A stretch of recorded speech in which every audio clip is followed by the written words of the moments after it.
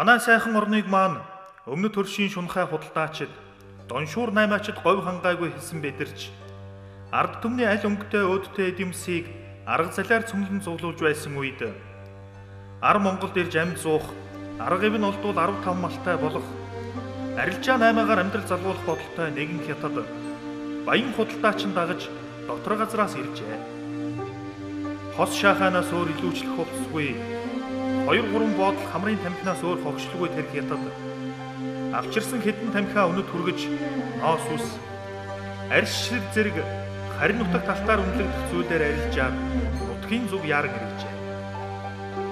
Явсан нохоо яс 100 гихчээр аваачсан юмсаа эд бараагаар сольж амтарчсан хэрэг 13 эргэдэг шиг бас буцаад иржээ. Төрөлхийн шунаг сувдаг манер авчирсан зүйлээ алт мөнгө, үнэт чулуу, ангийн ус, арцгангийн ангилам сайхан цэцэг навчсаар сольж 2 авдрам хийж аваад явахдаа ямар ч зардал гаргалгүй дотор газар оруулбал улам их холц олж чаднаа гэж бодоод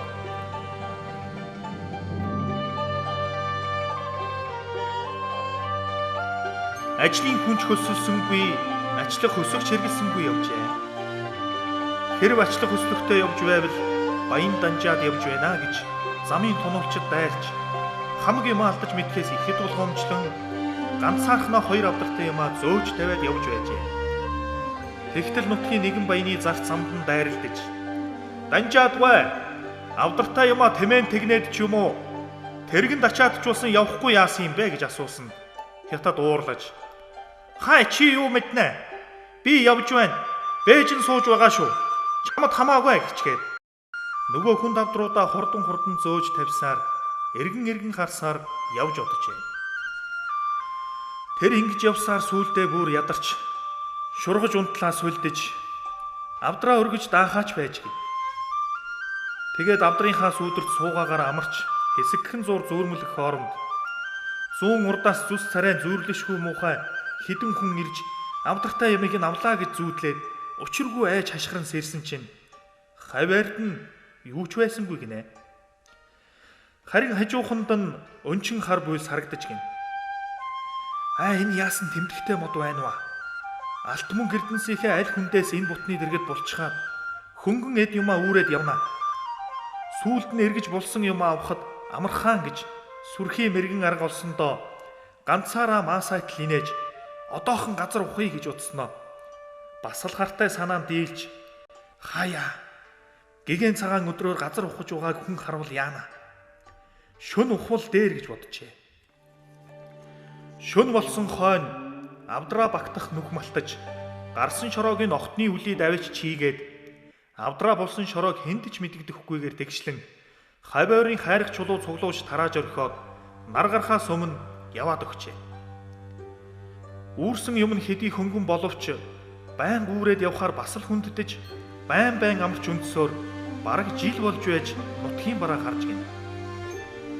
Очсон хойноо олзныхоо юмыг ч наймаалж хоолтой ундтай 2-3 сар болжээ. Тэгээд харь газар орхисон юмдаа харуулсан буцах гэтэл ар Монголд айхтар сүрхий тэмцэл өрнөж амбан түшимдийг хүртэл айлхан сүлдүүлж хятад гаралтай хүн бүрийг хяаруулж байгаа дуулжээ. Одоо би яана? Орхисон алт мөнгийн минь олоод авчихгүй байгаа даа гэж гэрт турвал гэдрэгээ харан гийвэрч гадаа гарвал газар тэнгэрийн савслах тийш гансран харсаар хэдэн жил болчихжээ. Тэгтэл ар Монголд гарсан үемээ намдж байгаа тухай чимээ дуулаад тэргэнд илжиг хөллөж аваад тэмдэглэж орхисон ганц хар буйстай газараа хүрээд ирсэн чинь ганц хар буйс нь 1000 хар бот толоод үржиж гисэн аль бутныхан дэргэд алт мөнгөнд байгаа болох ямар ч аргагүй болсон байна гинэ. Түүгээрч барахгүй 1000 хар буйс яг ижил зайтай. Том жижигээрээ ялгахын аргагүй адилхан зориг дөрвөлжин дассан талбайд тарилсан юм шиг урагчсан байж. Наймаачин гол нь харлаж "Хай, яасан муу ёрын хармод вэ? Хайрын алт мөнгийг минь чи хаана нуусан бэ?" гэж буйснаас хэдийг булах татж хаягтай нийлсэнгүй ууран хурж шатаах санаатай бутны нэгэнд гал оруулж үзсэн чинь нойтон буйс бие биенээ үлээж унтраагаад байжээ. Тэгээд мань хятад яач чадалгүй буцаад явчихсан гэн. Түүнээс хойш дөрвөлж хар буйс гэдэг нэртэй болсон юм гэдэг. их сансан газар 9 шин хоосон гэдэг энэ дээ.